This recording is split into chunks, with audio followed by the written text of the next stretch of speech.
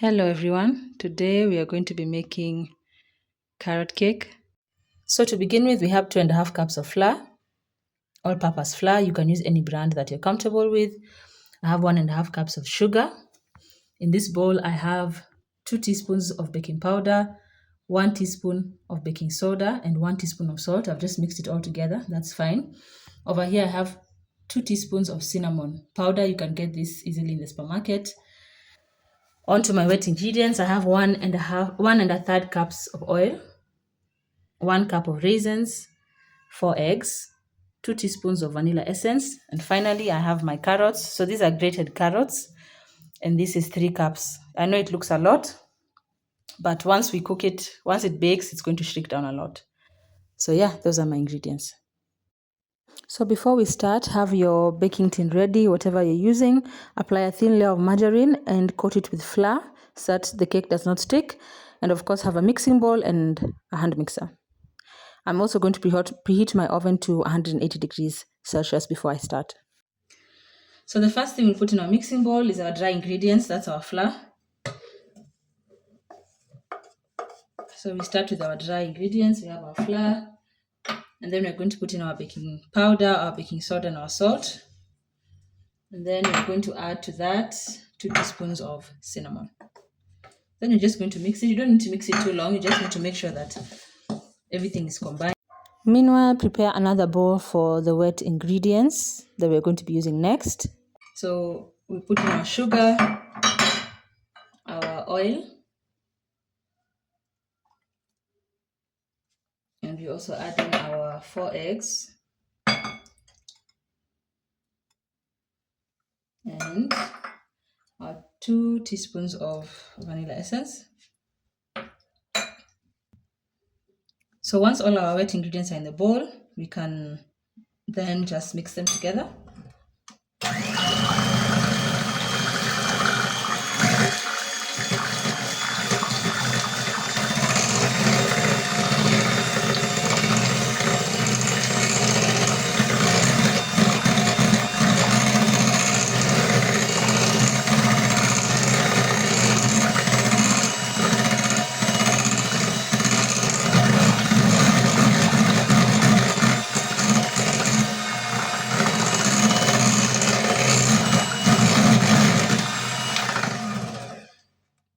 So once that is mixed, it's combined, I'm just going to take my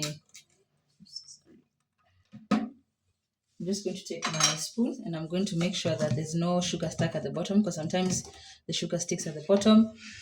The next thing we're going to do is add our wet ingredients to our dry ingredients. Just add it in. Make sure you leave nothing behind.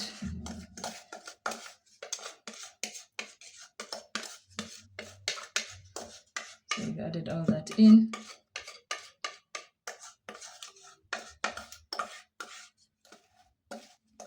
Put it all in. And then at this point, I'm going to use my hand mixer to mix it all together. And like I said earlier, you have to make sure you don't overmix this. So as soon as the flour and the wet ingredients are combined, you have to stop. And also, if you're using a mixer like I am, just use the lowest setting because you don't want to use too much energy. You just want it to combine. So use the lowest setting.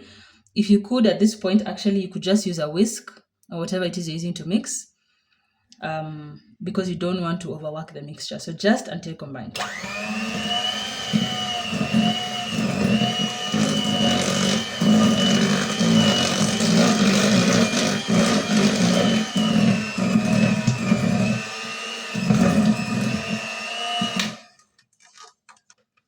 So this is how it looks. It's quite thick, so I'm just making sure that nothing is left in my whisk.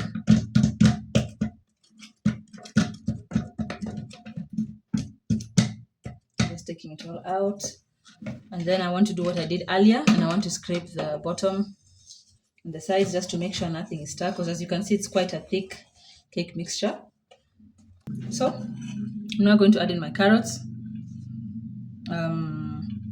I'll add in half just to begin with, just to make sure I have enough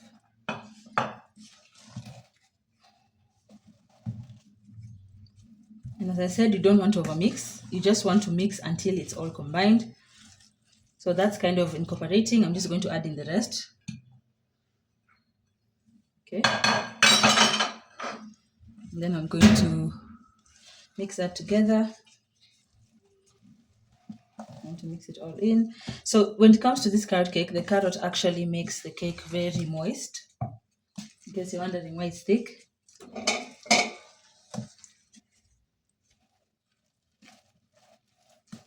So I'm going to mix that in. As you can see, it's a lot of carrot, but that's why it's called a carrot cake. Make sure you collect the mixture at the bottom and bring it to the top, because it can actually remain stuck there. That's just enough. Then I'm going to add in my raisins. If you don't have raisins, that's fine. You don't have to add them. And this cake is very versatile, so you can always add in, you can always just leave them out, or actually if you want, you can add in more things. Many people usually add in some kind of nuts like walnuts, pecans, so that's up to you. So just mixing it together. So I'm adding my mixture into my baking tin. As I said, you can use whatever you have on hand. Any kind of pan. If you don't have a baking pan, you can literally use a sufuria. It's up to you. So I'm adding it in. But whatever it is you're using, always make sure that there's extra room left at the top. I'm going to show you what I mean in a second. So I just want to get all of it inside. So it's ready, and we're going to put in the oven for around 45 to 50 minutes at 180 degrees Celsius. And once you put it into the oven, please do not open to check, otherwise it's going to ruin the cake. Just leave it in there. Ready? Just take a toothpick, insert it in the center of your cake, take it out. As you can see, it's dry. It only has a few crumbs, but it's completely dry. The way to know if your cake is ready is if you press and it bounces back. Don't know if you can see that. See, I'm pressing, for example, I'm pressing here and it's just going to bounce back up. If I press here, it bounces back up.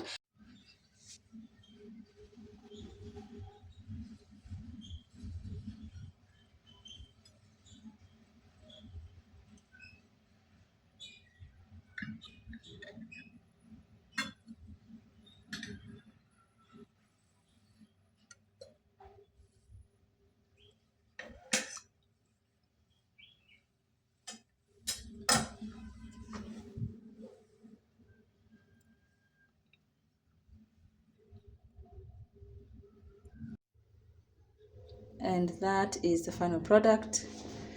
You can see it's a very moist, delicious cake. It smells amazing. So try it out and let me know what you think. Thank you.